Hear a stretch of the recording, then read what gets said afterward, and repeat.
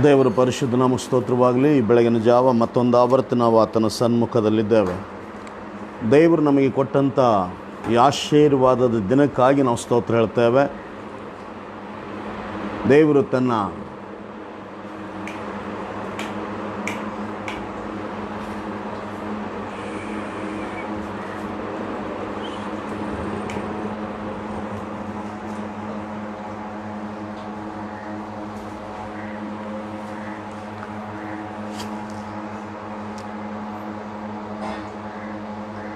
ದೇವರ ಸನ್ನಿಧಾನದಲ್ಲಿರುವಂಥದ್ದು ಅದು ಸಂತೋಷಕರವಾದುದಾಗಿದೆ.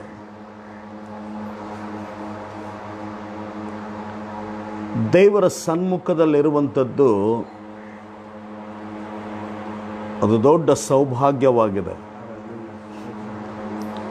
ಇವತ್ತು ನಾವು ಸ್ವಲ್ಪ ಹೊತ್ತು ದೇವರ ವಾಕ್ಯ ಧ್ಯಾನ ಮಾಡುವಾಗ, ದೇವರ ವಾಕ್ಯದ ಕಡೆ ಗಮನ ಕೊಡುವಾಗ, ವಾಕ್ಯ ಈ ಅಂತ್ಯ ದಿನಗಳಲ್ಲಿ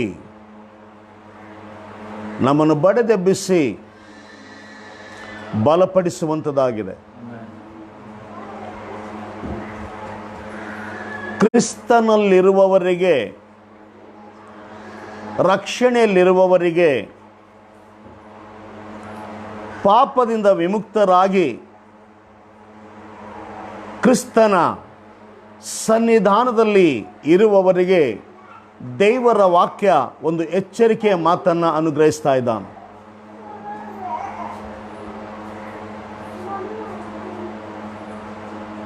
ದೇವರನ್ನ ಕರೆದವರು ಧನ್ಯರು, ಪರಿಶುದ್ಧರೂ ಆಗಿದ್ದಾರೆ. ದೇವರನ್ನ ಪ್ರೀತಿಸುವವರು ಧನ್ಯರು, ಪರಿಶುದ್ಧರೂ ಆಗಿದ್ದಾರೆ. ಆದರೆ ಈ ಅಂತ್ಯ ದಿನಗಳಲ್ಲಿ ನಾವು ಬಹಳ ಸ್ಪಷ್ಟವಾಗಿ ಕಾಣಬೇಕಾದ ಒಂದು ಸತ್ಯಾರ್ಥದ ಒಂದು ಮಹಿಮೆ ಸತ್ಯವೇದ ವಾಕ್ಯದಲ್ಲಿ ನಮ್ಮನ್ನು ಇವತ್ತು ಎಚ್ಚರಿಸ್ತಾ ಇದೆ.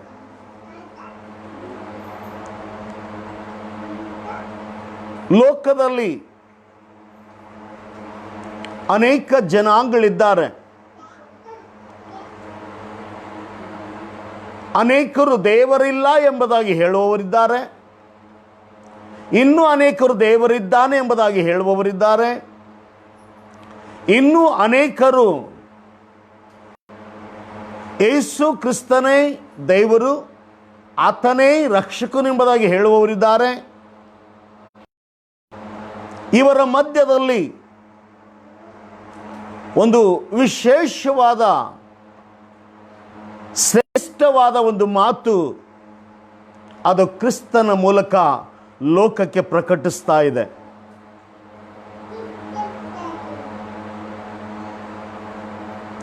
ಲೋಕದಲ್ಲಿ ದೇವರಿದ್ದಾನೆ. ಅನ್ಯರು ಹೇಳ್ತಾರೆ ಲೋಕದಲ್ಲಿ ದೇವರಿದ್ದಾನೆ. ಕ್ರೈಸ್ತರು ಹೇಳ್ತಾರೆ ಲೋಕದಲ್ಲಿ ದೇವರಿದ್ದಾನೆ. ದೇವರು ಅದ್ಭುತ ಮಾಡುವವನು, ದೇವರು ಆಶೀರ್ವಾದ ಮಾಡುವವನು, ದೇವರನ್ನು ನಡೆಸುವವನು, ದೇವರು ಕಾಯುವವನು, ಬಲಪಡಿಸುವವನು ಆಗಿದ್ದಾನೆಂಬುದಾಗಿ ಎಲ್ಲರಿಗೆ ನಿರೀಕ್ಷೆ ಉಂಟು ಮತ್ತು ನಂಬಿಕೆ ಉಂಟು. ಆದರೆ ಒಂದು ಮಾತ್ರ ಬಹಳ ಅರ್ಥಗರ್ಭಿತವಾದದ್ದು, ದೇವರಿದ್ದಾನೆ ನಿಜ, ಆದರೆ ಎಲ್ಲಿ ದೇವರಿದ್ದಾನೋ, ಯಾರ ಪರ ದೇವರಿದ್ದಾನೋ, ಯಾರ ಜೊತೆಯಲ್ಲಿ ದೇವರಿದ್ದಾನೋ, ಯಾರಿಗೆ ದೇವರು ನಡೆಸ್ತಾ ಇದ್ದಾನೋ ಅಲ್ಲಿ ಒಂದು ವಿಶೇಷವಾದ ಗುರುತು ದೇವರು ಇಟ್ಟಿದ್ದಾನೆ. ಈ ಬೆಳಗಿನ ಜಾವ ಆ ವಿಶೇಷವಾದ ಗುರುತನ್ನೇ ನಾವು ಅನುಭವಿಸುವುದಕ್ಕೆ ಶಕ್ತರಾಗಿದ್ದೇವೆ. ಸತ್ಯವೇದ ವಾಕ್ಯ ಹೇಳ್ತದೆ, ಯೋಹಾನ್ ಬರೆದ ಸುವಾರ್ತೆ 1ನೇ ಅಧ್ಯಾಯ 17ನೇ ವಚನ, ಅಲ್ಲಿ ಈ ರೀತಿಯಾಗಿ ಬರೆಯಲ್ಪಟ್ಟಿದೆ, ಮೋಶೆ ಮೂಲಕ ಧರ್ಮಶಾಸ್ತ್ರ ಕೊಡಲ್ಪಟ್ಟಿತ್ತು. ಆದರೆ ಕ್ರಿಸ್ತನ ಮೂಲಕ ಕೃಪೆ ಮತ್ತು ಸತ್ಯ, ಕೃಪೆ ಮತ್ತು ಸತ್ಯ ಕ್ರಿಸ್ತನ ಮೂಲಕ ಕೊಡಲ್ಪಟ್ಟಿತ್ತು ಎಂಬುದಾಗಿ ಸತ್ಯವೇದ ವಾಕ್ಯ ಬಹಳ ಸ್ಪಷ್ಟವಾಗಿ ನಮ್ಮ ಮುಂದೆ ತರದಿದೆ. ಒಂದು ವಿಷಯ ನಾವು ಗಮನಿಸಬೇಕಾದ್ದು, ಈ ಯೋಹಾನ್ ಬರೆಸುವ ವಾರ್ತೆ 1ನೇ ಅಧ್ಯಾಯ 17ನೇ ವಚನದಲ್ಲಿ ಧರ್ಮಶಾಸ್ತ್ರವು ಮೋಶೆ ಮುಖಾಂತರ ಕೊಡಲ್ಪಟ್ಟಿತ್ತು, ಆದರೆ ಕೃಪೆಯು ಸತ್ಯವು ಯೇಸು ಕ್ರಿಸ್ತನ ಮೂಲಕ ಬಂದವು ಎಂಬುದಾಗಿ ಬರೆಯಲ್ಪಟ್ಟದೆ. ಯಾರು ಈ ಕೃಪೆ ಮತ್ತು ಸತ್ಯವನ್ನು ಅರಿತಾರೋ, ಯಾರು ಕೃಪೆ ಮತ್ತು ಸತ್ಯವನ್ನು ತಿಳಿತಾ ಇದ್ದಾರೋ, ದೇವರು ಬಹಳ ಸ್ಪಷ್ಟವಾಗಿ ಎಚ್ಚರಿಸ್ತಾ ಇದ್ದಾನೆ. ಸತ್ಯ ದೇವರಿಂದ ಮನುಷ್ಯನಿಗೆ ಕೊಡಲ್ಪಟ್ಟ ಒಂದು ವಿಶೇಷವಾದ ಕೊಡುಗೆಯಾಗಿದೆ. ಹಳೆ ಒಡಂಬಡಿಕೆ ಪ್ರಕಾರ ಸತ್ಯ ಕಾಣುವುದಕ್ಕಾಗಿ, ಸತ್ಯ ಅನುಭವಿಸುವುದಕ್ಕಾಗಿ, ಸತ್ಯದಲ್ಲಿ ನಿಲ್ಲುವುದಕ್ಕಾಗಿ ನಮ್ಮ ಪಿತೃಗಳು ಅನೇಕ ಪ್ರಯಾಸ ಪಟ್ಟರು, ಮಾಡಿಕೊಂಡ್ರು, ಪ್ರಾಣಗಳನ್ನು ಒಪ್ಪಿಸಿಕೊಟ್ರು, ರಕ್ತ ಸುರಿಸಿದರು, ಕಷ್ಟ ಹಿಂಸೆಗೆ ಬಲಿಯಾದರು, ಶೋಧನೆಗೆ ಒಳಗಾದರು, ಬೆಂಕಿಯ ಬಾಯಿಗೆ ತುತ್ತಾದರು, ಸಿಂಹಗಳ ಬಾಯಿಗೆ ಆಹಾರವಾದರು. ಆದರೂ ಸತ್ಯ ಸತ್ಯ ಸತ್ಯ ಕಾಣಲಿಕ್ಕಾಗಲಿಲ್ಲ, ಸತ್ಯ ನೋಡಲಿಕ್ಕಾಗಲಿಲ್ಲ, ಸತ್ಯ ಹೊಂದಲಿಕ್ಕಾಗಲಿಲ್ಲ. ಅದಕ್ಕೆ ತಂದೆಯಾದ ದೇವರು ತನ್ನ ಮಗನ ಮೂಲಕ, ಧರ್ಮಶಾಸ್ತ್ರ ಲೋಕದಲ್ಲಿದ್ದಾಗ್ಯೂ ಅದು ಯಾವುದನ್ನು ಮಾಡಲಿಕ್ಕಾಗದೆ ಹೋಯಿತೋ, ಅಂದರೆ ಸತ್ಯ ಪ್ರಕಟಿಸ್ಲಿಕ್ಕೆ ಆಗದೆ ಇರುವ ಕಾರ್ಯದ ನಿಮಿತ್ತ ಕ್ರಿಸ್ತನು ಆ ಸತ್ಯವನ್ನೇ ಲೋಕಕ್ಕೆ ತೆಗೆದುಕೊಂಡು ಬಂದನು. ಸತ್ಯ ತೆಗೆದುಕೊಂಡು ಬಂದ, ಆದರೆ ಸತ್ಯ ಕ್ರಯ ಕೊಟ್ಟು ತೆಗೆದುಕೊಳ್ಳ್ರಿ ಎಂಬುದಾಗಿ ಹೇಳಿಲ್ಲ. ಕೃಪೆ ಮೂಲಕ, ಕೃಪೆ ಎಂದರೆ ಉಚಿತವಾಗಿ ಯಾವ ಮಾನವನು ನಂಬಿಕೆಯಲ್ಲಿ ನಿಂತು ಆ ಸತ್ಯವನ್ನು ಬಯಸ್ತಾನೋ, ಸತ್ಯವನ್ನು ಹುಡುಕ್ತಾನೋ, ಸತ್ಯವನ್ನು ಎದುರು ನೋಡ್ತಾನೋ, ಅವನಿಗೆ ಉಚಿತವಾಗಿ ದೇವರು ದಾನ ಕೊಡುವ ಶಕ್ತನಾಗಿ. ನಿಮ್ಮೆಲ್ಲರಿಗೂ ಗೊತ್ತುಂಟು ಸತ್ಯ ಮನುಷ್ಯರಲ್ಲಿಲ್ಲ, ಸತ್ಯ ಇದೆ. ಅದಕ್ಕಾಗಿ ದೇವರು ತನ್ನ ಪ್ರಿಯ ಕುಮಾರನಾದ ಯೇಸು ಕ್ರಿಸ್ತನ ಮೂಲಕ, ಆತನ ಗಾಯದ ಮೂಲಕ, ಆತನ ಶ್ರಮೆ ಮರಣದ ಮೂಲಕ, ಆತನ ಕ್ರೂಜೆ ಕಂಬದ ಅನುಭವದ ಮೂಲಕ ಆ ಸತ್ಯವನ್ನೇ ಪ್ರಕಟಿಸಿದ, ಆ ಸತ್ಯವನ್ನೇ ಲೋಕಕ್ಕೆ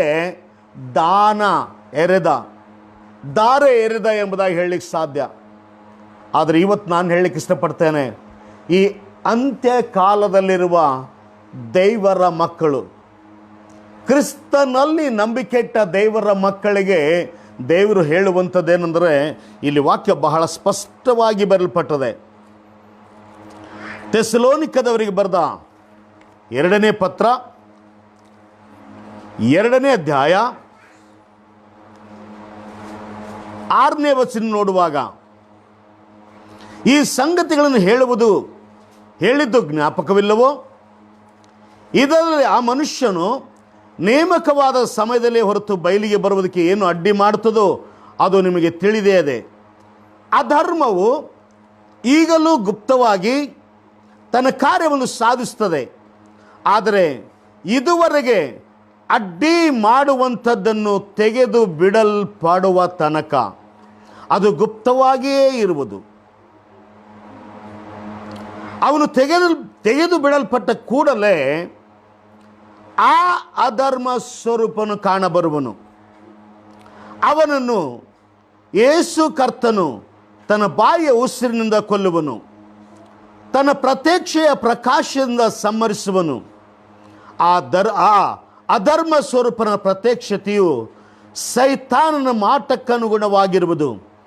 ಅದು ಮೋಸಗೊಳಿಸುವ ಸಕಲ ವಿಧವಾದ ಮಹತ್ಕಾರ್ಯ, ಸೂಚಕ ಕಾರ್ಯ, ಅದ್ಭುತ ಕಾರ್ಯ ಇವುಗಳಿಂದಲೂ ದುರ್ನೀತಿಯ ಎಲ್ಲ ವಂಚನೆಯಿಂದಲೂ ಕೂಡಿ ನಾಶನ ಮಾರ್ಗದಲ್ಲಿರುವವರಿಗೋಸ್ಕರ ಸಂಭವಿಸುವುದು ಎನ್ನುವಂಥದ್ದೇ.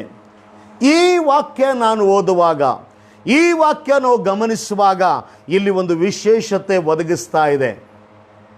ಇಲ್ಲಿ ಈ ದಿನಗಳಲ್ಲಿ ಒಂದು ಕಡೆ ವೇದ ವಾಕ್ಯ ಹೇಳ್ತದೆ ಕ್ರಿಸ್ತನು ಬರ್ತಾನೆ. ಸ್ವಲ್ಪ ಗಮನ ಇಟ್ಟು ಆಲೋಚನೆ ಮಾಡಿ.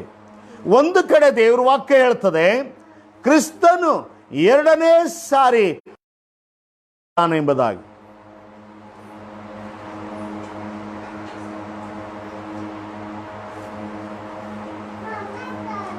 ಯಾವಾಗ ಕ್ರಿಸ್ತನು ಪರಲೋಕದಿಂದ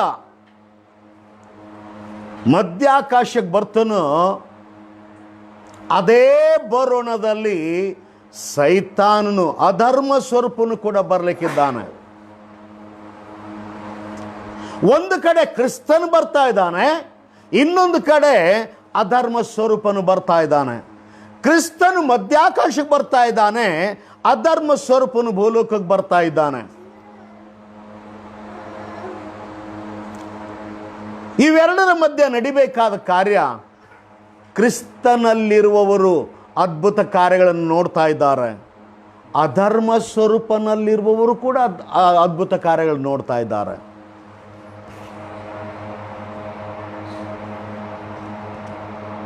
ಒಂದು ಕಡೆ ಕ್ರಿಸ್ತನ ಅದ್ಭುತ ಕಾರ್ಯ, ಇನ್ನೊಂದು ಕಡೆ ಸೈತಾನನ ಅದ್ಭುತ ಕಾರ್ಯ.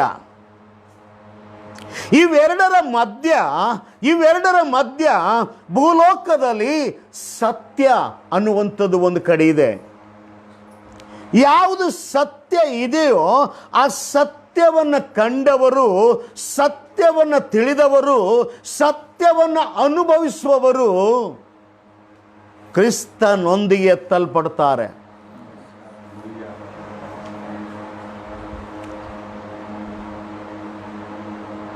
ಆಶ್ಚರ್ಯವಾಗಬೇಡ್ರಿ, ಇಲ್ಲಿ ವಾಕ್ಯ ಬಹಳ ಸ್ಪಷ್ಟವಾಗಿ ಹೇಳ್ತದೆ. ಏನಂತ? ಈ ಅಧರ್ಮ ಸ್ವರೂಪನು ಕೂಡ ಸೈತಾನನ ಮಾಟಕ್ಕನುಸಾರವಾಗಿ ಅದು ಮೋಸಗೊಳಿಸುವ ಸಕಲ ವಿಧವಾದ ಮಹತ್ಕಾರ್ಯ, ಸೂಚಕ ಕಾರ್ಯ, ಅದ್ಭುತ ಕಾರ್ಯ. ನಾನಿವತ್ತು ನಿಮಗೆ ಹೇಳಬೇಕಾದ ವಿಷಯ, ನಾನಿವತ್ತು ನಿಮಗೆ ಎಚ್ಚರಿಸಬೇಕಾದ ವಿಷಯ, ಅದ್ಭುತ ಕಾರ್ಯ ಅಂದಿದಾಕ್ಷಣ ಇದು ಕ್ರಿಸ್ತನು ಇಲ್ಲಿದ್ದಾನೆ ಎಂಬುದಾಗಿ ನಂಬುವುದಕ್ಕಾಗದು. ಕಾರ್ಯ ಇಲ್ಲಿದೆ ಎಂಬುದಾಗಿ ಹೇಳುವಾಗ ಇಲ್ಲಿ ಕ್ರಿಸ್ತನು ಇದ್ದಾನೆ ಎಂಬುದಾಗಿ ಹೇಳುವುದಕ್ಕಾಗದು. ಹಲೋ,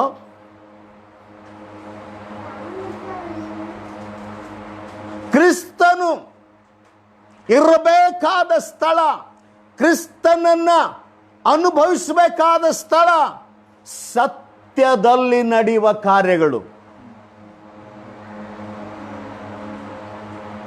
ನೀತಿಯಲ್ಲಿ ನಡೆಯುವ ಕಾರ್ಯಗಳು, ಪರಿಶುದ್ಧತೆಯಲ್ಲಿ ನಡೆಯುವ ಕಾರ್ಯಗಳು ಎಲ್ಲಿ ಇವೆಯೋ ಅಲ್ಲಿ ಕ್ರಿಸ್ತನು ಇದ್ದಾನೆ.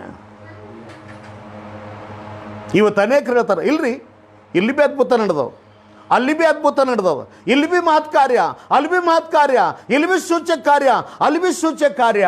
ಪ್ರಿಯ ದೇವ್ರ ಮಕ್ಕಳೇ, ಈ ಬೆಳಗಿನ ಜಾವ ನಾನು ಖಂಡಿತವಾಗಿ ಒಂದು ಶಬ್ದ ಹೇಳಿಕ್ಕೆ ಇಷ್ಟಪಡ್ತೇನೆ. ಈ ಅಂತ್ಯ ದಿನಗಳಲ್ಲಿ ನಡಬೇಕಾದ ಸೂಚಕ ಕಾರ್ಯ, ಮಹತ್ ಕಾರ್ಯ, ಅದು ದೇವರ ಸಂಕಲ್ಪ ಎಂಬುದಾಗಿ ನೆನೆಸಬೇಡಿ. ಸೈತಾನನು ಕೂಡ ಆ ಕಾರ್ಯ ಮಾಡುವ ಶಕ್ತನಾಗಿದ್ದಾನೆ. ಸೈತಾನನು ಇರುವ ಸ್ಥಳದಲ್ಲಿ ಕೂಡ ಅದ್ಭುತ ಕಾರ್ಯಗಳು, ಸೂಚಕ ಕಾರ್ಯಗಳು ನಡೆಯುವಂಥವುಗಳಾಗಿವೆ. ಆದರೆ ಕ್ರಿಸ್ತನಿರುವ ಸಭೆ, ಕ್ರಿಸ್ತನಿರುವ ಜೀವನ, ಕ್ರಿಸ್ತನಲ್ಲಿರುವ ಸತ್ಯ ಯಾವಾಗ ನಾವು ಗ್ರಹಿಸ್ತೇವೋ ಆ ಸಭೆ ಕ್ರಿಸ್ತನ ಎರಡನೇ ಬರೋಣದಲ್ಲಿ ಎತ್ತಲ್ಪಡುವಂಥದ್ದಾಗಿದೆ. ಇಲ್ಲಿ 10ನೇ ವಚನಕ್ಕೆ ಬಂದಾಗ ಆತನು ಬಹಳ ಸ್ಪಷ್ಟವಾಗಿ ಹೇಳ್ತಾನೆ, ಅವರು ಸತ್ಯದ ಮೇಲೆ, ಯಾರು ಅದ್ಭುತ ಕಾರ್ಯ ನಂಬ್ತಾ ಇದ್ದಾರಲ್ಲ, ಯಾರು ಅದ್ಭುತ ಕಾರ್ಯ ಹಿಂದೆ ಓಡ್ತಾ ಇದ್ದಾರಲ್ಲ, ಯಾರು ಸೂಚಕ ಕಾರ್ಯದ ಹಿಂದೆ ಓಡ್ತಾ ಇದ್ದಾರಲ್ಲ, ಯಾರು ಅನೇಕ ಮಹತ್ಕಾರ್ಯಗಳನ್ನು ನೋಡ್ತಾ ಇಲ್ಲಿಯೇ ದೇವರಿದ್ದಾನೆ ಎಂಬುದಾಗಿ ನಂಬ್ತಾ ಇದ್ದಾರಲ್ಲ, ಅವರಿಗೆ ದೇವರ ವಾಕ್ಯ ಎಚ್ಚರಿಸ್ತಾ ಇದೆ. ಅಲ್ಲೋ,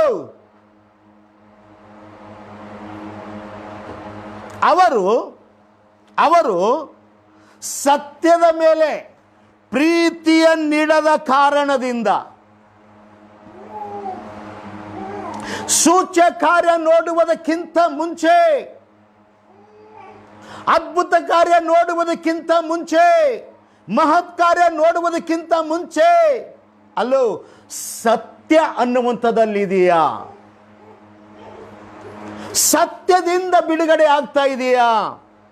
ಕೆಲವರು ಹೇಳ್ತಾರೆ, ಅಲ್ಲ ರೀ ಸರ್, ಸತ್ಯ ಇದ್ದಾಗೆ ಬಿಡುಗಡೆ, ಪರಿಶುದ್ಧಾತ್ಮ ಇದ್ದಾಗೆ ಬಿಡುಗಡೆ ಆಗ್ತಾ ಇದ್ದಿರ್ಬೇಕಲ್ಲ, ಪರಿಶುದ್ಧಾತ್ಮ ಇದ್ದಾಗೆ ದೇವ್ ಓಡ್ತಾ ಇದ್ದಿರ್ಬೇಕಲ್ಲ, ಪರಿಶುದ್ಧಾತ್ಮ ಇದ್ದಾಗೆ ಸೂಚ್ಯ ಕಾರ್ಯಗಳು ಆಗ್ತಾ ಇದ್ದಿರ್ಬೇಕಲ್ಲ.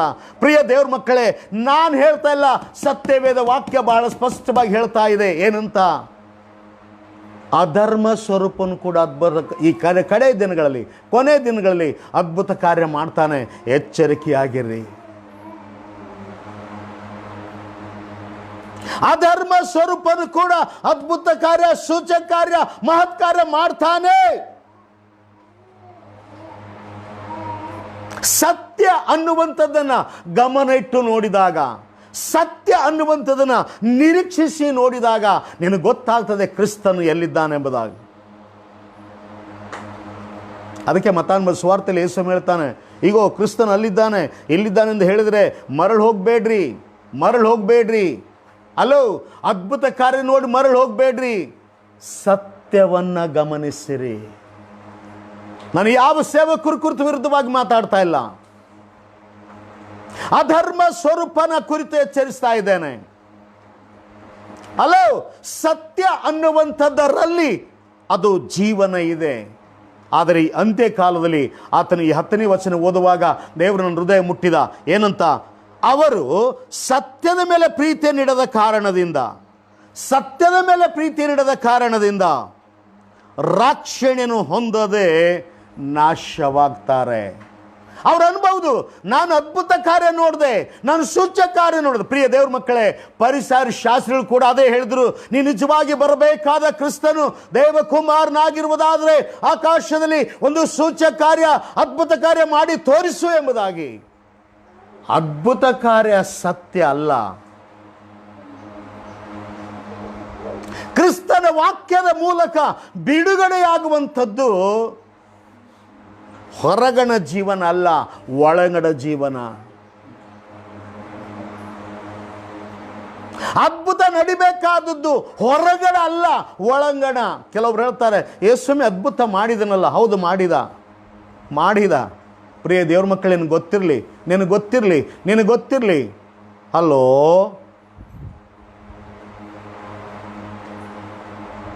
ಹೊರಾಂಗಣ, ಕಣ್ಣಿಗೆ ಕಾಣುವ ಶರೀರ, ಲೋಕ, ಕಣ್ಣಿಗೆ ಕಾಣುವ ಚಮತ್ಕಾರ, ಕಣ್ಣಿಗೆ ಕಾಣುವ ಅದ್ಭುತ ಕಾರ್ಯ, ಇವೆಲ್ಲವೂ ಒಳಗಡೆ ಇರುವ ಸತ್ಯದ ಆತ್ಮನ ಗುರುತುಗಳನ್ನು ಸೂಚಿಸುವುದಕ್ಕಾಗಿ. ಆದರೆ ಅದೇ ಸತ್ಯ ಅಲ್ಲ. ಹೊರಗಣ ಅದ್ಭುತ ಕಾರ್ಯವೇ ಸತ್ಯ ಅಲ್ಲ. ಹೊರಗಣ ಬಿಡುಗಡೆ ಅಲ್ಲ. ಬಿಡುಗಡೆ ಅನ್ನುವಂಥದ್ದು ಆತ್ಮರಕ್ಷಣೆ ಬಿಡುಗಡೆ ಆಗಿದೆ.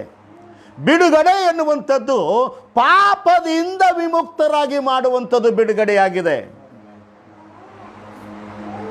ಯಾರಾದರೂ ಇಲ್ಲಿರುವುದಾದರೆ, ಈ ದಿನ ಈ ವಾಕ್ಯ ಕೇಳುವುದಾದರೆ, ಪ್ರಿಯ ದೇವ್ರ ಮಕ್ಕಳೇನು ಗೊತ್ತಿರಲಿ, ಸ್ವಸ್ಥತೆ ಶರೀರ ಸಂಬಂಧವಾದದ್ದಲ್ಲ, ಆತ್ಮ ಸಂಬಂಧವಾದ ಸ್ವಸ್ಥತೆಯಾಗಿದೆ. ದೆವ್ವ ಬಿಡುಗಡೆ ಅಲ್ಲ, ಪಾಪದಿಂದ ಬಿಡುಗಡೆ, ಶಾಪದಿಂದ ಬಿಡುಗಡೆ, ಮರಣದಿಂದ ಬಿಡುಗಡೆ, ಅಂಧಕಾರ ದೊರೆತನದಿಂದ ಬಿಡುಗಡೆ ಆಗುವುದೇ ಬಿಡುಗಡೆ ಗುರುತಾಗಿದೆ. ಬಿಡುಗಡೆ ಆಗಿದೆಯಾ? ಒಳ್ಳೆಯದ್ದೇ. ಆತ್ಮ ಬಿಡುಗಡೆ ಆಗಿದೆ ಎಂಬುದಕ್ಕೆ ಒಂದು ಸಾರಿ ಪರೀಕ್ಷೆ ಮಾಡಿ ನೋಡು. ಕೈ ಸ್ವಸ್ಥ ಆಗಿದೆಯಾ? ಮುರಿದೋದ ಕಾಲು ಕೈ ಸ್ವಸ್ಥ ಆಗಿದೆಯಾ? ಸಂತೋಷ. ಆದರೆ ಕೈ ಸ್ವಸ್ಥ ಆಗಿದ್ರ ಜೊತೆ ಆತ್ಮ ಸ್ವಸ್ಥ ಆಗಿದೆ ಎಂಬುದನ್ನು ಅದಕ್ಕೆ ಹೇಳ್ತಾನೆ, ಎಲ್ಲಿ ಸತ್ಯ ಇದೆಯೋ ಅಲ್ಲಿ ಒಂದು ಬಿಡುಗಡೆ ನಡೀತದೆ. ಎಲ್ಲಿ ಸತ್ಯ ಇದೆಯೋ ಅಲ್ಲಿ ಒಳಂಗಣ. ನಾನು ಪದೇ ಪದೇ ಹೇಳಬೇಕಾದದ್ದು, ದೇಹ ರಕ್ಷಣೆಗಾಗಿ ಕ್ರಿಸ್ತನು ಬರಲಿಲ್ಲ. ಒಂದು ಸೂಚನೆ ಕೊಡ್ಲಿಕ್ಕೆ ಇಷ್ಟಪಡ್ತೇನೆ. ಹಲೋ ಪ್ರಿಯ ದೇವ್ರ ಮಕ್ಕಳೇ, ನೀವು ಗಮನಿಸ್ಬೇಕು, ನಿಮಗೆ ಗೊತ್ತಾಗಲಿ ಅಂತ ಈ ಮಾತು ಹೇಳ್ತಾ ಇದ್ದೇನೆ. ಯಾವಾಗ ಕ್ರಿಸ್ತನು ಕುರುಡರಿಗೆ ಕಣ್ಣು ಕೊಟ್ಟ, ಕುಂಟರಿಗೆ ಕಾಲು ಕೊಟ್ಟ, ಕುಷ್ಠ ರೋಗ ಸ್ವಸ್ಥ ಮಾಡ್ದ, ಮೂಕರಿಗೆ ಮಾತಾಡಿಸ್ದ, ದೇಹದಲ್ಲಿ ಪಾರ್ಶ್ವರೋಗಿ ಇರುವಾಗ ದೇಹಕ್ಕೆ ಬಲ ಕೊಟ್ಟ, ಎದ್ದು ಕುಣಿದಾಡಿದರು, ನಡೆದಾಡಿದರು. ಆಮೇನ್ ಆಮೇನ್. ಆದರೆ ಕ್ರೂಜೆ ಕಂಬಕ್ಕೆ ಹೋದಾಗ, ಸಿಲುಬೆಗೆ ಹೋದಾಗ ಯಾವ ಕುಂಟುಗಾಲು ಸರಿಯಾಗಿತ್ತು ಆ ಕಾಲನ್ನೇ ಕಿತ್ತಿ ಬಿಸಾಡಿದ, ಆ ಕೈಯನ್ನೇ ಕಿತ್ತಿ ಬಿಸಾಡಿದ, ಆ ಶರೀರವನ್ನೇ ಮುರಿದು ಚೂರು ಚೂರು ಮಾಡಿದ. ಸ್ವಸ್ಥತೆ ಅನ್ನುವಂಥದ್ದು ದೇಹದ ಭಾಗದಲ್ಲ, ಸ್ವಸ್ಥತೆ ಅನ್ನುವಂಥದ್ದು ಒಳಗಣ ಆತ್ಮಿಕ ಜೀವನದಲ್ಲಿ. ಅದಕ್ಕೆ ಕ್ರಿಸ್ತನು ದೇಹವನ್ನು ಬರಿದು ಮಾಡಿದ. ಒಂದೂ ದೇಹ ಉಳಿಸ್ಲಿಲ್ಲ. ನನಗೆ ಕಣ್ಣಿಗೆ ಕಂಡದ್ದು, ನಿಮಗೆ ಹೆಂಗೆ ಕಾಣ್ತದೋ ಗೊತ್ತಿಲ್ಲ, ನನಗೆ ಕಂಡದ್ದು ಆತ ದೇಹ ಸ್ವಸ್ಥತೆ ಮಾಡ್ತಾ ಇದ್ದಂದ್ರೆ ಆತ ಸಿಲ್ಬದ ಮೇಲೆ ಸಾಯಂತ ಅವಶ್ಯಕತೆ ಇದ್ದಿಲ್ಲ. ಆತನ ಕೈ ಕಾಲಿಗೆ ಮಳೆಗಳನ್ನು ಜಡಿಯುವಂಥ ಅವಶ್ಯಕತೆ ಇರಲಿಲ್ಲ. ಆತನ ತಲೆ ಮೇಲೆ ಮುಳ್ಳಿನ ಕಿರೀಟ ಇಕ್ಕುವಂಥ ಅವಶ್ಯಕತೆ ಇರಲಿಲ್ಲ. ಆತನಿಗೆ ಚಾಟಿ ಏಟನ್ನು ಹೊಡೆಯುವಂಥ ಅವಶ್ಯಕತೆ ಇರಲಿಲ್ಲ. ಆತನ ಪಕ್ಕಿಯಲ್ಲಿ ಈಟಿ ತೀಯುವಂಥ ಅವಶ್ಯಕತೆ ಇರಲಿಲ್ಲ. ಆತನಿಗೆ ಗಾಯಪಡಿಸುವ ಅವಶ್ಯಕತೆ ಇರಲಿಲ್ಲ. ಗುಣವಾಗಿ, ಪರಿಶುದ್ಧವಾಗಿ, ಮಹಿಮೆಯುಳ್ಳ ಶರೀರ ಅಲ್ಲೇ ಸಿಲ್ಬದ ಮೇಲೆ ರೂಪಿಸಿ ಆತನು ಧರಿಸಿಕೊಂಡು ಕೆಳಗಿಳಿದು ಬರಬೇಕಾಗಿತ್ತು. ಅದಕ್ಕೆ ಕಳ್ಳ ಹೇಳ್ತಾನ, ಎಡಗಡೆಯಲ್ಲಿದ್ದ ಕಳ್ಳ, ನೀನು ನಿಜವಾಗಿ ದೇವಕುಮಾರನಾಗಿದ್ದರೆ ನೀನು ರಕ್ಷಿಸಿಕೋ, ನಮ್ಮನ್ನೂ ರಕ್ಷಿಸು. ಸ್ವಲ್ಪ ಯೋಚನೆ ಮಾಡಿ. ಆತನು ದೇಹ ರಕ್ಷಣೆಗಾಗಿ ಬರಲಿಲ್ಲ, ಆತನು ಕೈಕಾಲು ರಕ್ಷಣೆಗಾಗಿ ಬರಲಿಲ್ಲ, ಆತನು ಕಣ್ಣಿನ ರಕ್ಷಣೆಗಾಗಿ ಬರಲಿಲ್ಲ. ಯಾವಾಗ ಕ್ರಿಸ್ತನ ಪುನರುತ್ಥಾನ ಆದ್ಮೇಲೆ ನೀನು ನೋಡುವಾಗ ಭಕ್ತನಾದ ಪೌಲನು ಹೇಳ್ತಾನೆ, ಕರ್ತನೇ ಕರ್ತನೇ ದೇವರೇ, ಇವರ ಕಣ್ಣು ತೆರೆ ಅಂತ ಹೇಳಿಲ್ಲ, ಇವರ ಮನೋನೇತ್ರಗಳನ್ನು ಬೆಳಗಿಸು. ಇವರು ಜೋಲು ಬಿದ್ದ ಮೊಣಕಾಲು ಸತ್ಯದಕ್ಕಾಗಿ ನಿಲ್ಲಲಿ. ಇವರು ಜೋಲು ಬಿದ್ದ ಕೈಗಳು ದೇವರ ಮಹಿಮೆಗಾಗಿ ಬಲಗೊಳ್ಳಲಿ. ಆಮೆನ್. ಸ್ವಲ್ಪ ಯೋಚನೆ ಮಾಡಿ. ಆದರೆ ಒಂದು ವಿಷಯ, ಈ ಅಂತ್ಯ ದಿನಗಳಲ್ಲಿ ನಾವು ಎಚ್ಚರಿಕೆ ಆಗಬೇಕಾದಂಥ ಜಾಗ, ನಾವು ಎಚ್ಚರ ಆಗಬೇಕಾದಂಥ ಜಾಗ, ಪ್ರಿಯ ದೇವ್ರ ಮಕ್ಕಳೇ, ವಾಕ್ಯ ಬಹಳ ಸ್ಪಷ್ಟವಾಗಿ ಹೇಳ್ತದೆ, ಅವರು ಸತ್ಯದ ಮೇಲೆ ನಂಬಿಕೆಯನ್ನಿಡದ ಕಾರಣದಿಂದ, ಅಲ್ಲಿ ವಾಕ್ಯ ಎಷ್ಟು ಕ್ಲಿಯರಾಗಿ ಹೇಳ್ತದೆ ನೋಡಿ, ಸತ್ಯದ ಮೇಲೆ ಪ್ರೀತಿಯನ್ನಿಡುವ ಕಾರಣದಿಂದ ರಕ್ಷಣೆಯನ್ನು ಹೊಂದದೆ ನಾಶವಾಗುತ್ತಾರೆ. ಅದೇ ಕಾರಣದಿಂದ, ಯಾವ ಕಾರಣದಿಂದ? ಸತ್ಯ ನಂಬದೆ, ಸತ್ಯ ಹುಡುಕದೆ. ನಾನಿವತ್ತು ಹೇಳಕ್ಕೆ ಇಷ್ಟಪಡ್ತೇನೆ, ಹಲೋ, ಯಾರಾದರೂ ಕ್ರಿಸ್ತನಿಗೆ ಹುಡುಕ್ತೀರಾ? ಫೋಟೋದಾಗ ಹುಡುಕ್ಬೇಡ್ರಿ. ಯಾರಾದರೂ ಕ್ರಿಸ್ತನಿಗೆ ಹುಡುಕ್ತೀರಾ? ಸಿಲ್ಬೆದ ಮೇಲೆ ಹುಡುಕ್ಬೇಡ್ರಿ. ಯಾರಾದರೂ ಕ್ರಿಸ್ತನಿಗೆ ಹುಡುಕ್ತೀರಾ? ಅಲೋ, ಭಾವಚಿತ್ರದ ಮೇಲೆ ಹುಡುಕ್ಬೇಡ್ರಿ. ಕ್ರಿಸ್ತನ ಹುಡುಕ್ತೀರಾ? ಸತ್ಯದಲ್ಲಿ ಕ್ರಿಸ್ತನನ್ನು ಹುಡುಕಿರಿ. ಸತ್ಯ ಎಲ್ಲಿದೆಯೋ ಅಲ್ಲಿ ಕ್ರಿಸ್ತನಿದ್ದಾನೆ. ಸತ್ಯ ಇಲ್ಲ ಅಲ್ಲಿ ಕ್ರಿಸ್ತೇ ಇಲ್ಲ. ಸಿಲ್ಬೆ ಹೌದು, ಸತ್ಯ ಇಲ್ಲ, ಕ್ರಿಸ್ತನಿಲ್ಲ. ಹಲೋ, ನೀವೆಲ್ಲಿದ್ರು ಗೊತ್ತಾಗಿಲ್ಲ. ಸತ್ಯ ಇಲ್ಲ, ಕ್ರಿಸ್ತಿಲ್ಲ. ಬೈಬಲ್ ಇರಬಹುದು, ದೇವಾಲಯ ಇರಬಹುದು, ಪ್ರಾರ್ಥನೆ ಇರಬಹುದು, ಆರಾಧನೆ ಇರಬಹುದು, ಸ್ತುತಿ ಇರಬಹುದು, ಆದರೆ ಸತ್ಯ ಇಲ್ಲದಿರುವಾಗ ಅದು ಸಭೆ ಅಲ್ಲ, ಅದು ಸೇವೆ ಅಲ್ಲ.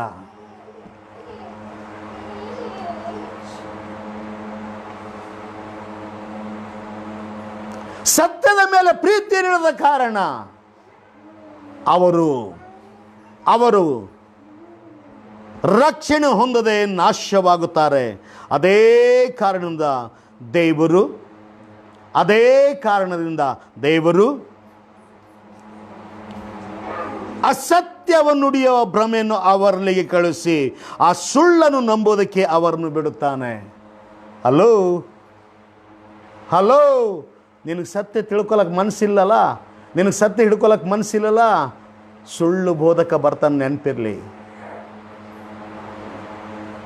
ಭಾಳ ಜನ ನಂಬ್ತೀರಾ? ಕೆಲವ್ರು ಹೇಳ್ತಾರೆ ನಾವು ಇಷ್ಟು ವರ್ಷದಿಂದಿದ್ದೀವಿ, ಈಗ ಬರೋರೆಲ್ಲ ಸುಳ್ಳು ಬೋಧಕರು. ಪ್ರಿಯ ದೇವ್ರ ಮಕ್ಕಳೇ, ನಾನು ಕೈ ಜೋಡಿಸಿ ಹೇಳಿಕ್ಕೆ ಇಷ್ಟಪಡ್ತೇನೆ, ಆವತ್ತಲ್ಲ ಇವತ್ತಲ್ಲ, ಮುಂದೆ ಅಲ್ಲ ಹಿಂದೆ ಅಲ್ಲ, ಇವತ್ತು ಬಂದವರು ಸುಳ್ಳು, ಮೊದಲಿದ್ದವರು ಸತ್ಯ ಅಂತ ಅಲ್ಲ. ಮೊದಲಿದ್ದವರಿರಲಿ, ಇವತ್ತಿದ್ದವರಿರಲಿ, ಯಾರೇ ಇರಲಿ, ಅವನು ಈಗೇ ಬಂದರೂ ಕೂಡ ಯಾರು ಸತ್ಯವನ್ನು ಬೋಧಿಸ್ತಾರೋ ಅವನನ್ನು ಗಮನಿಸಿರಿ. ಯಾರು ಸತ್ಯವನ್ನು ಪ್ರಕಟಿಸ್ತಾರೋ ಅವರನ್ನು ಹಿಂಬಾಲಿಸಿರಿ. ಯಾರು ಸತ್ಯವನ್ನು ಪ್ರಚುರಪಡಿಸ್ತಾರೋ ಅಲ್ಲಿ ಕ್ರಿಸ್ತನಿದ್ದಾನೆ. ನೀವು ಗಮನಿಸಬೇಕಾದ ವಿಷಯ, ಅದಕ್ಕೆ ವಾಕ್ಯ ಹೇಳ್ತದೆ ಏನಂತ? ದೇವರು ಅಸತ್ಯ ನುಡಿಯುವ ಭ್ರಮೆಯನ್ನು ಅವರಲ್ಲಿಗೆ ಕಳಿಸಿ ಆ ಸುಳ್ಳನ್ನು ನಂಬುವುದಕ್ಕೆ ಅವರನ್ನು ಬಿಡುತ್ತಾನೆ. ಸತ್ಯವನ್ನು ನಂಬದೆ ಅನೀತಿಯಲ್ಲಿ ಆನಂದ ಪಡುವವರೆಲ್ಲರೂ ಈ ಪ್ರಕಾರ ನ್ಯಾಯ ತೀರ್ಪಿಗೆ ಒಳಗಾಗುವರು.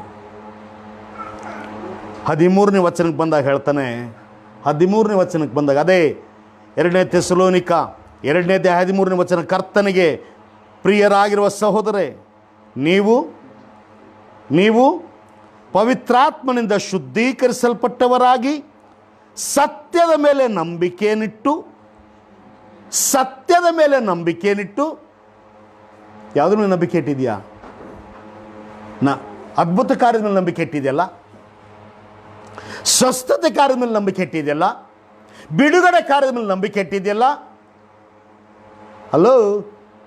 ವಾಕ್ಯ ಹೇಳ್ತದೆ ಕೊನೆ ದಿನಗಳಲ್ಲಿ ಸತ್ತವರನ್ನು ಕೂಡ ಎಬ್ಬಿಸುವಂಥ ಅದ್ಭುತ ಕಾರ್ಯ ಮಾಡಿ ತೋರಿಸ್ತಾರೆ ಅಂತ.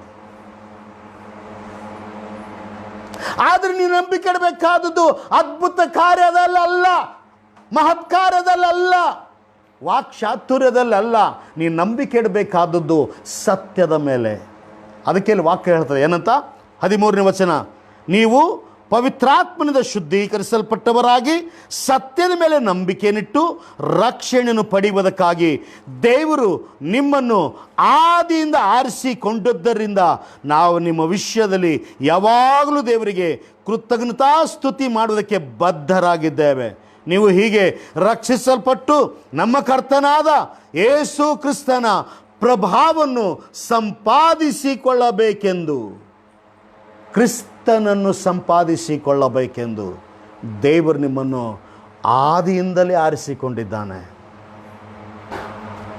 ಈ ಬೆಳಗಿನ ಜಾವ ನೀವು ಗಮನಿಟ್ಟು ಆಲೋಚನೆ ಮಾಡಿ, ನೀನು ಯಾವುದನ್ನು ನಂಬ್ತಾ ಇದೆಯಾ? ಕೆಲವರಿಗೆ ವಾಕ್ಯದ ಮೇಲೆ ನಂಬಿಕೆ ಇಲ್ಲ, ವಾಕ್ಯದ ಮೇಲೆ ನಂಬಿಕೆ ಇಲ್ಲ, ದೇವ್ ಬಿಡಿಸಿದ ಮೇಲೆ ಬಹಳ ನಂಬಿಕೆ. ಕೆಲವರು ವಾಕ್ಯದ ಮೇಲೆ ನಂಬಿಕೆ ಇಲ್ಲ, ಅದ್ಭುತ ಕಾರ್ಯದ ಮೇಲೆ ಬಹಳ ನಂಬಿಕೆ. ಈ ಅದ್ಭುತ ಕಾರ್ಯ, ಸೂಚ್ಯ ಕಾರ್ಯ ನಡೀತವೆ ಎಲ್ಲಿ ವಾಕ್ಯ ಇರ್ತದೆಯೋ, ಎಲ್ಲಿ ಸತ್ಯ ಇರ್ತದೆಯೋ ಅಲ್ಲಿ ಬಿಡಿಸೋ ಅವಶ್ಯಕತೆ ಇಲ್ಲ, ತಾನಾಗೆ ಬಿಟ್ಟು ಹೋಗ್ತದೆ.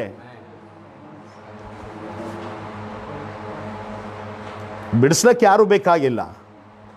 ಎಲ್ಲಿ ಸತ್ಯ, ಎಲ್ಲಿ ಬೆಳಕಿದೆಯೋ ಅಲ್ಲಿ ಕತ್ತಲಿಗೆ ಓಡಿಸೋ ಅವಶ್ಯಕತೆ ಇಲ್ಲ, ತಾನಾಗೆ ಓಡ್ತದೆ. ಲೈಟ್ ಹಾಕಿ ಕತ್ತಲಿಗೆ ಯಾರಾದರೂ ಸೊಡ್ಡ ಚುಡುಕ್ತಾರ ಹೋಗ್ಲಿ ಕತ್ತಲಂತ? ಅರ್ಥ ಆಯ್ತೋ ಬಿಡ್ತೋ ಗೊತ್ತಿಲ್ಲ. ಲೈಟ್ ಹಾಕಿ ಕತ್ತಲು ಹೋಗ್ಲಿ ಅಂತ ಯಾರು ಹುಡುಗಲ್ಲ. ಹಾಕಿದ ತಕ್ಷಣ ಕತ್ತಲು ಓಡ್ತದೆ. ಸತ್ಯ ನಿನ್ನೊಳಗೆ ಬಂದ ತಕ್ಷಣ ನಿನ್ನ ಮನೆಯಲ್ಲಾಗಲಿ, ನಿನ್ನ ಹೃದಯದಲ್ಲಾಗಲಿ, ನಿನ್ನ ಜೀವನದಲ್ಲಾಗಲಿ, ನೀನು ಮಾಡುವ ಕಾರ್ಯದಲ್ಲಾಗಲಿ ಯಾರು ಓಡಿಸೋ ಅವಶ್ಯಕತೆ ಇಲ್ಲ. ಅದು ತಾನಾಗೆ ಬಿಟ್ಟು ಓಡ್ಲಿಕ್ಕೆ ಸಾಧ್ಯ. ಹಲ್ಲೆಲೂಯಾ. ಅದಕ್ಕೆ ವಾಕ್ಯ ಹೇಳ್ತದೆ, ಸತ್ಯದ ಮೇಲೆ ನಂಬಿಕೆ ಇಡು. ಎಲ್ಲಿ ನಂಬಿಕೆ ಇಡು? ಯಾವುದನ್ನು ಹುಡುಕು? ಸತ್ಯವನ್ನು ಹುಡುಕು. ಸತ್ಯ ಬಿಟ್ಟು ಮತ್ತೊಂದೇನು ಹುಡುಕ್ಲಕ್ಕೆ ಹೋಗಬೇಡ.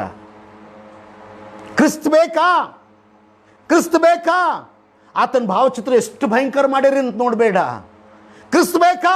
ಆತನ ದೇವಾಲಯ ಎಷ್ಟು ಚೆನ್ನಾಗಿ ಕಟ್ಟರೆ ನೋಡಬೇಡ. ಕ್ರಿಸ್ತ ಬೇಕಾ? ಸತ್ಯವನ್ನು ಈ ಅಂತ್ಯ ದಿನಗಳಲ್ಲಿ ನಾನು ಖಂಡಿತವಾಗಿ ಪದೇ ಪದೇ ಪದೇ ಒತ್ತಿ ಒತ್ತಿ ಒತ್ತಿ ನಾನು ಹೇಳಲಿಕ್ಕೆ ಇಷ್ಟಪಡ್ತೇನೆ. ನೀನು ಸಭೆ ಎತ್ತಲ್ಪಡಬೇಕಾದ್ರೆ, ನೀನು ರಕ್ಷಿಸಲ್ಪಡಬೇಕಾದ್ರೆ, ನೀನು ದೇವರ ಮಹಿಮೆ ಕಾಣಬೇಕಾದ್ರೆ ಸತ್ಯವನ್ನೇ ಎದುರು ನೋಡ್ತಾ ಸತ್ಯವನ್ನು ಹಿಂಬಾಲಿಸು.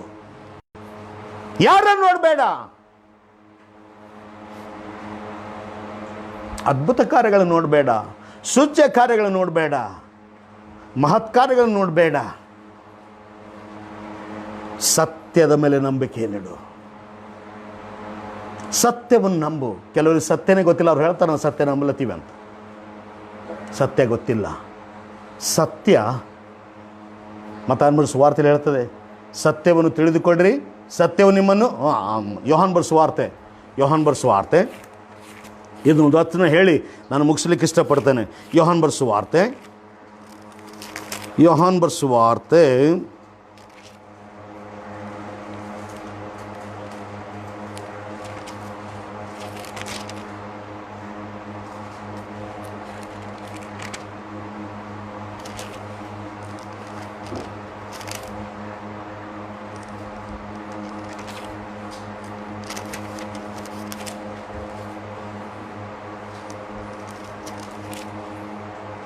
8ನೇ ಅಧ್ಯಾಯ, ಯೋಹಾನ 8:31. ಆಗ ಯೇಸು ಆತನ ನಂಬಿದ ಯೆಹೂದ್ಯರಿಗೆ, ನೀವು ನನ್ನ ವಾಕ್ಯದಲ್ಲಿ ನೆಲೆಗೊಂಡವರಾದರೆ ನಿಜವಾಗಿ ನನ್ನ ಶಿಷ್ಯರಾಗಿದ್ದು ಸತ್ಯವನ್ನು ತಿಳಿದುಕೊಳ್ಳುವಿರಿ ಮತ್ತು ಸತ್ಯವು ನಿಮ್ಮನ್ನು ಬಿಡುಗಡೆ ಮಾಡುವುದು ಎಂದು ಹೇಳಿದನು. ಆಮೇನ್, ಆಮೇನ್. ಸತ್ಯ ತಿಳ್ಕೊರಿ, ಸತ್ಯ ನಿಮ್ಗೆ ಬಿಡುಗಡೆ ಕೊಡ್ತದೆ. ಸತ್ಯನೇ ಇಲ್ಲ, ಇನ್ನು ಏನು ಮಾಡಿದ್ರು ವ್ಯರ್ಥ. ಅದಕ್ಕೆ ನಾನು ಹೇಳಲಿಕ್ಕೆ ಇಷ್ಟಪಡ್ತೇನೆ, ಈಗ ಸೈತಾನ ಅದ್ಭುತ ಕಾರ್ಯ ಮಾಡತಾನ, ಕ್ರಿಸ್ತನಲ್ಲಿ ಕೂಡ ಅನೇಕ ಅದ್ಭುತ ಕಾರ್ಯಗಳು ನಡೆದವೆ. ಯಾವುದನ್ನು ಹಿಂಬಾಲಿಸಿ ಜೀವಿಸ್ತಾ ಇದ್ದಿ, ಆಯ್ಕೆ ನಿನ್ನ ತಲೆ ಮೇಲಿದೆ. ನೀನು ಯೋಚನೆ ಮಾಡು. ಈ ಬೆಳಗಿನ ಜಾವ ನಿನ್ನ ಕಣ್ಣುಗಳನ್ನು ಮುಚ್ಚಿಕೊಂಡು ಕರ್ತನಿಗೆ ಮೊರೆಟ್ಟು ಪ್ರಾರ್ಥನೆ ಮಾಡು.